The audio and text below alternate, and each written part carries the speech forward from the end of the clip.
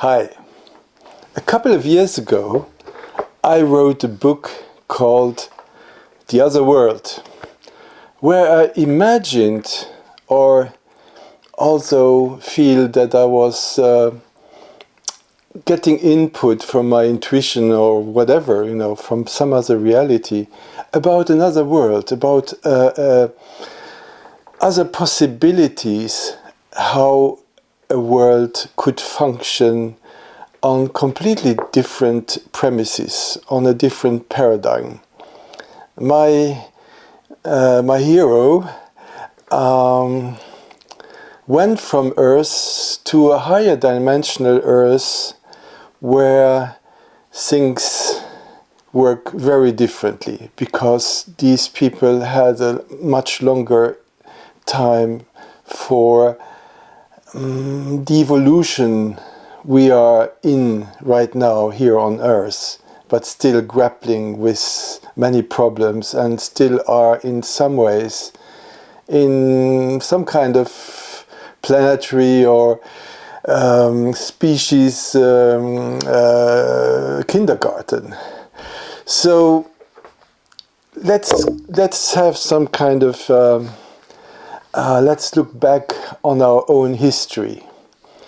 I mean, in a long time ago, people had no clue that the Earth was round and just, naturally assumed that it was flat, that if they would go on and on and on, it was still flat, and maybe at some point they would fall off the world. So there was some stories about a big turtle holding, on which the world was, that was holding the world. The world had to be held by something. So big turtle, that was a good idea, a very powerful image. So, but at some point, scientists that were very imaginative and daring came up with the idea that the Earth was round, and also proved it. So it was going from flat to geocentric, meaning Earth-centric. So at that time, for a very long time, people thought the Earth was the center of everything, of the universe, of the solar system, and of course the sun was revolving around the Earth, because that's also what people were seeing. It was going up in the morning in the east and going down in the west in the evening, and at least for us. So it took also a long time to come away from that very powerful vision that was in everybody's face. So after a while, some other very, very daring and courageous astronomers that were risking their lives, because it was the time of a very powerful and very narrow-minded Roman church, Roman Christian church, and they established and proved that the sun was in the middle of everything. It was heliocentric, because the Earth and other planets were orbiting around that very bright sun in the sky, and of course it was not. You could not prove it just by seeing it. It has to be, seen through astronomical devices and so on. And now we are in a period of humanity where most people are aware that it's not the sun that is the center of the rest of the universe. It's not all the stars that we see in the sky are not revolving around our sun. We are mostly aware that our sun is one of these stars that is part of a much bigger phenomena, a much bigger thing that is a galaxy. A galaxy contains billions and billions and billions of stars. So maybe today many humans are aware of our sun being part of this vast galaxy. And this vast galaxy is kind of like a spiral and has some arms, and we are somewhere on an outer arm. Or yeah, I heard that this idea might also not be totally right. Meaning everything is evolving and changing depending on new discoveries. So today, most people, I mean, a little bit educated people, have some kind of awareness that our galaxy, yes, it's not the only one, and there are probably more galaxies in the universe than stars in our sky. And not in our sky, because in our sky we don't see that many stars in our galaxy. But another aspect of our human way of looking at where we are in the universe is, one could say, it's very human-centered. It's even mammalian-centered. We are mammals. We have certain eyes that see only a certain spectrum of the light. We have certain ears. You know, even some other mammals have different ways of hearing. Meaning, we are looking at the universe, at our planet through the very specific and limited senses that we have as human beings. So for sure, if we imagine aliens being on a completely different environment, having different bodies, different senses, even senses that we can't even imagine, they would have an outlook on their planet, their own planet, and the universe that is very different from the human one. So that is something that a genre of literature and films that started, I think, in the 40s, 50s, and even started earlier with Jules Verne and other authors like him. It's science fiction, and science fiction got us kind of used to daring to imagine other possibilities. And science fiction showed us different beings working differently, all these funny looking beings from Star Wars and Star Trek, and also the possibility to travel to other stars and meeting other civilizations. At least we got used to the idea. I mean, if we would now step onto a spaceship and travel outside our solar system, it would not be such a huge shock, because all these ideas have already circulated for decades in our society and in all the pictures we have. It would be much a greater shock for somebody from the Middle Ages, seeing a plane and getting on the plane and traveling and getting in the air and traveling with the plane. I think they would not, they would die doing that. So there is something I wanted to talk about. Yeah, it is aliens, as you imagine, so-called aliens.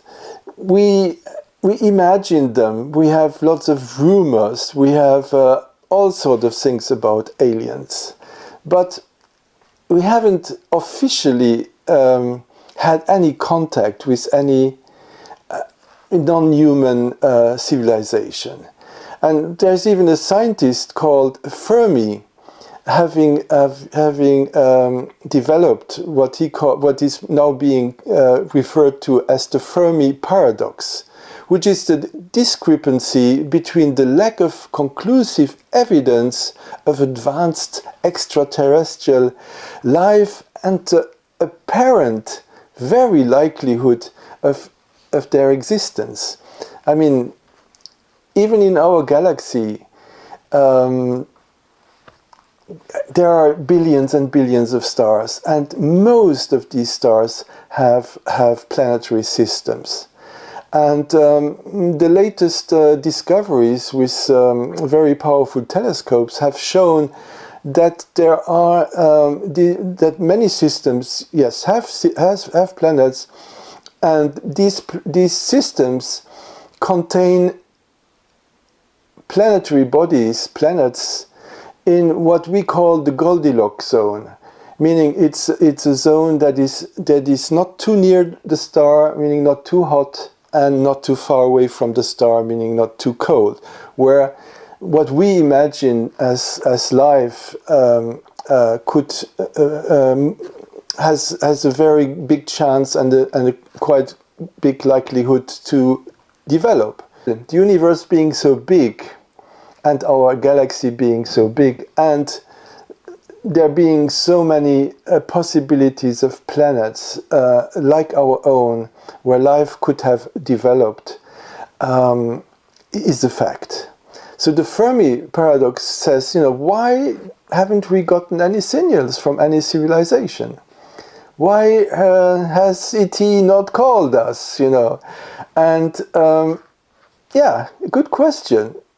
Are we alone in the galaxy? So how come there are no civilizations from which we get signals, or that kind of send messages to us, or so advanced that they are aware of us, that they can come to us and say hello? Yeah, why is that? And there are some concepts explaining that. Even in old esoteric books, like for instance Alice Bailey and probably Blavatsky, I don't know, all these very intense and detailed teachings about the reality, the spiritual realms, and so on. They talk about something called a ring pass not, a ring where nobody passes, where the whole, at least the whole Earth, and maybe the whole solar system is isolated. It's isolated for its own protection, and maybe for the protection of others. They haven't talked about aliens and so on, but there are also many people, and that's also an explanation that I find very plausible, saying that there are a huge number of civilizations. There's even some kind of galactic family, galactic empire, galactic federation, whatever you call it, out there, and that by some kind of very sophisticated means, they block all the signals and all visual things, clues that could show us that they are out there, just as a protection for us and a protection for themselves. They wait until we are technologically, probably morally, and maybe also spiritually developed enough to be able to integrate and to come in touch with these very advanced, huge civilizations that are all around us. And in some ways, maybe that point will arrive in the near future. I don't see that we are very evolved in the way the whole wars and things and all these polarities between people and the judgments and I don't know, but there are lots of informations on the internet, on YouTube, that say there's a high likelihood that a first contact will occur in the next years. So maybe let's have fun imagining what would happen. I actually you know, my first book was this other world where my protagonist discovers a completely different world on a higher dimension in respect to Earth, not a parallel one, but a higher dimension where matter works differently and where society has evolved to that point where I imagine that a galactic family would think, okay, these guys are evolved enough. Now we can turn off that protection field and show them. And quite a few years ago, when I planned my book, and it's meant to be a trilogy, and the second book is about contact with this galactic family. So I was already kind of on track with that. So what would happen with first when there are other civilizations coming into contact with us? And what would happen? I guess they would do it very gradually. There would be some sightings that are more obvious, more lights in the sky that we can't explain, and then gradual real contacts, which many people say have already happened a long time ago, that all these things have been talked about but have been kept secret, or the general public has never ever wanted to really deepen these questions. And of course the aliens were also not really willing. But at some point when the aliens, and there are quite a few civilizations, there have been named, like the Pleiadians, like the civilization from Sirius, and all these so-called greys that look kind of like the cartoon figures that we have of aliens, that kind of big heads, small bodies, big eyes, and they have been said to be kind of the species that have become so old and so have done so many bad choices in terms of medicine and in terms of their own DNA, that at some point they needed human DNA to be able to survive. And that would have been an explanation of these abductions. In the 60s, 70s, 80s, there have been lots of stories of humans being abducted by aliens, and the aliens performing some kind of weird medical stuff on them, and before putting them back on Earth, and more or less removing the memories of what had happened. There have been quite a few very famous cases, if you would only want to research it. Nowadays you can find easily anything, and also lots of crap. The problem is with all these things, if you put everything in the basket, the true things and the crap, you will assume that everything is crap, and many people do just that, and that's a pity. Because there are very, very serious things out there. And in the United States, there have been even, the military has disclosed files that are kind of proving that there have been contacts with aliens, So what's happening? So the information I have is that chances are very high that these things are going to happen in the next 5 to 10 years. So when they come, of course, they will have much more evolved technology, and maybe they will be able to help us out with all all the bad stuff that we got ourselves into. They could even help us medically, who knows? Maybe one day I go up on one of these ships, if I'm not too old, and they're going to tell me, do you want to have your body when you are 30 years old or 40 years old or whatever? I would say, yes, I want to live longer and live through this very exciting time. Because I find if something like that would happen, it would be really, really, really interesting. So it's worth looking into it with an open mind.